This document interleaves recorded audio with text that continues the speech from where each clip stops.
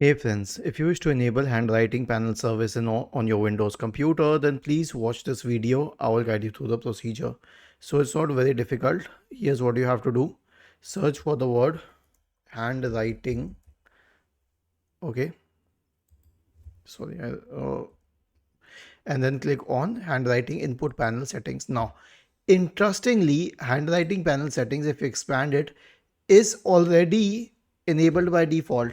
So all you need to do is to disable it, you need to uncheck this box. You don't need to do anything else, and to enable it you need to check this box, and you can do it ink free or you can use the Sigio UI, but I prefer ink free. So this is how you can change the settings. In some cases this may not be available. In that case, just right click on the start button and then select settings from the menu, go to the Windows Update tab, click on check for updates in the right pane. That's how easy it is. Was this helpful?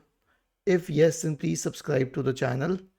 If not, then let us know in the comment section of the video on how we could help you further. Thank you for watching this video and have a nice day.